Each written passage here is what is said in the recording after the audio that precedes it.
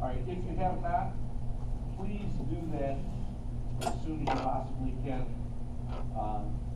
because they have to review some medical things, and we've had one man that had to step down from the trip because of some medication he was on. We want to make sure that everybody is clear according to them. So we did have a deadline in the book. It was February 14th. Okay. If you could just make that a priority this week and get that done, that would be helpful for us and helpful for you, because we would just like to get as much of that stuff done as we can. Do we have anybody that still hasn't submitted a passport? Do you have a list of things that you saw about it, or do you find out after you fill it out? My understanding is that he found out after he filled it out. It was because of some medication he was taking and how. Right, so adverse. it would be nice if they had a list of medications. So you don't go through the whole process and then find out. Okay, but I don't run amigos for Christ. But yeah, I agree with you, you know, but we're following their process. It's probably strategic so that you don't get wrong. Sure. Right. So that could be that. I just want to take a minute and go over the itinerary. And I'm going to be a little vague about when we're leaving the airport, in case you haven't already looked on travel plans on the last page. I'm not going to mention when we're leaving.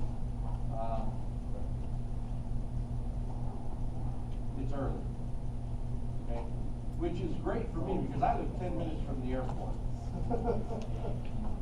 So, with having said that, Saturday is, when we get down there, is going to be, we're going to travel from Nicaragua, from Managua to Leon, and then in Leon, we're going to have a couple of activities. We'll eat. There'll be an opportunity to do some shopping. Okay, that may be our only opportunity to do any shopping. So, you might want to prepare yourself for that, because a lot of times when you're traveling, you go on vacation, you say, well, I'm going to get something before I go. When we leave there on Saturday, we're probably going to leave Shenandoah fairly early Saturday and go back to the airport. There's not going to be any opportunities to stop and shop unless you just want to buy little bags of fruit and some water in a bag from a kid as you lean out the bus window. It's up to you. It does make a good souvenir. So plan on doing your shopping or your souvenir buying if that's what you're going to do. Plan on doing that. We're going to do that this Saturday when we get down there, and then that may be our only opportunity. So anybody have any, and I'm not day-to-day specifics, I don't have that. I don't know how long we're going to be in a bus every day. Might be 15 minutes, might be 2 hours.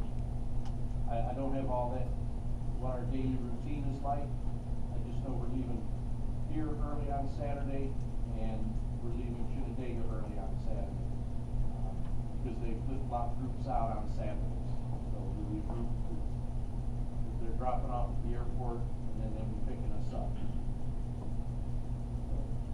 The other travel thing that you need to be aware of is you get a carry-on and a personal item, and the airline, I don't know if it says it on your itinerary about 2 bags. You don't get 2 bags, you get 1 bag. Okay? You may be responsible for a second bag that we're going to take ministry supplies in. Okay, so when we're talking about packing, just a couple of suggestions for you. Value World, any thrift store you know around you. I would recommend that you don't bring your favorite hat or your favorite anything with you, because our goal is, hopefully with most of the stuff that you take down, that it'll either be used beyond redemption, or if it's worth saving, that we're gonna leave most of those possessions behind to aid in the community. Okay? So, like I said, Value World, shirts are like $3 or something like that, so, I mean, you can go spend, you can go buy all the North Face and Under Armour and stuff you want, but, it's probably ill-advised.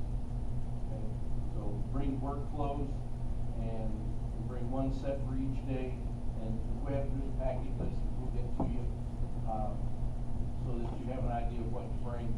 But we don't want you to overpack, but at the same time, we don't want you to think that you're gonna be able to wear the same pair of shorts and t-shirt and just do your 4-day underwear routine and think that's gonna get you through the week, because frontwards, backwards, inside out, one day is you're gonna be lucky to make it through a day in one pair, okay? I'm just telling you, it's gonna be hot and you're gonna work. So if that's your normal habit, you might have to expand your horizons just a little bit, okay? All right, any other,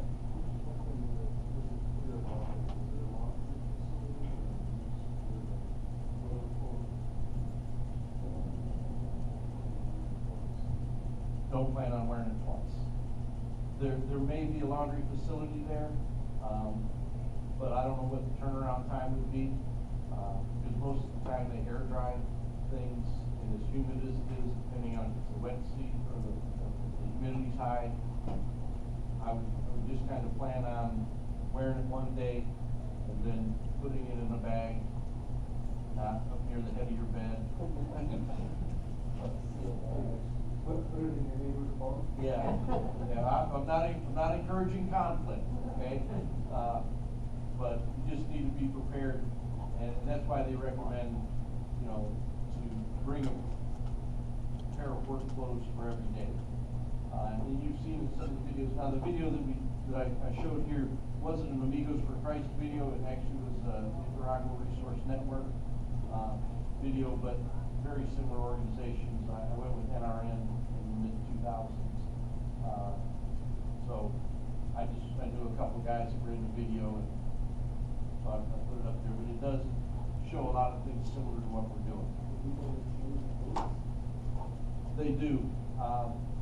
One thing that we need to be careful about with things that you bring down, do not hand them out indiscriminately in the villages or people that you befriend and get to know you. It causes a lot of strife in the community. So anytime that there's something that you want to donate or leave behind, I'm sure Amigos has a process where you can give that to them, and they will move it along to the areas where they find the greatest need. A lot of guys like to go down there. They'll take a Leatherman, or they'll take little trinkets and things like that. It really starts to create a lot of strife in the community, and you kind of realize that once you get down there and you see what people have in the community. So if you go down there and you leave, bless your heart, a $90 Leatherman for somebody, that person's just won the lottery, okay?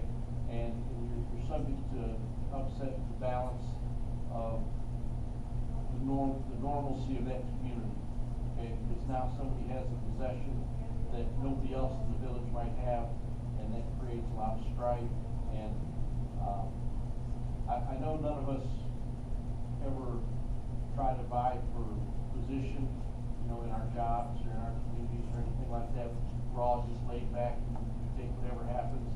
But down there tends to be a social structure, and a lot of that mirrors American society, but it's a microcosm. So instead of a big house and a big car, you've got something that an American gave you, or a gringo, if you kind of use that term. And we don't want to put people in a position that is going to cause them harm down the road, whether it's with their standing in the community, or as a tool that can be used in an inappropriate fashion. Okay?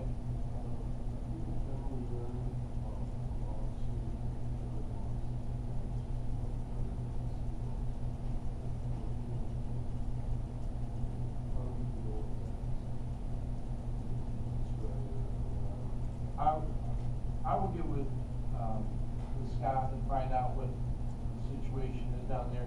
I know with the mosquito thing, I don't remember mosquitoes being a problem any time that I was there.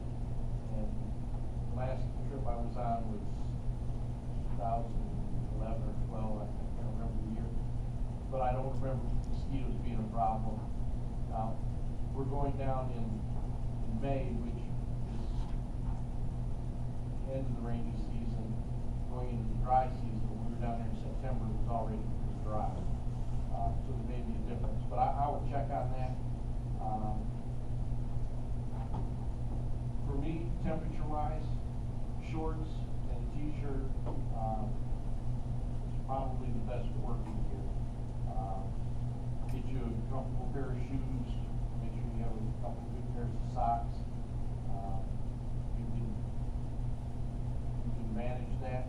You know, if you want to wear steel toe boots and all that kind of stuff, you know, you're welcome to do it, but a lot of that is unnecessary.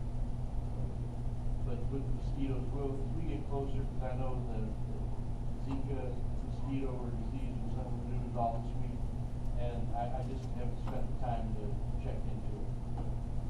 Correct. Right. Yeah, right. If you're gonna wear long pants, jeans are not the way to go. Okay, something light, linen, really light. Like, you almost couldn't wear it in Michigan because you'd be so cold even in May. Okay. All right, so any other questions about some of the fundraising, the itinerary, a little bit of the packing we got?